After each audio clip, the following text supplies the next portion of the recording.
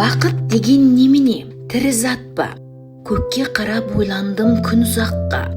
Сол бақытты таба алмай туған жерден қаздар қайтып барады жылы жаққа.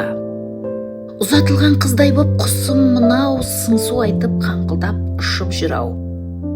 Байғұстардың зарлаған даусынан жаздың өтіп кеткенін түсіндім-ау. Төркінге кеп тұрыңдар жыл құстары. Менің апам сүйтеді тұрмыстағы.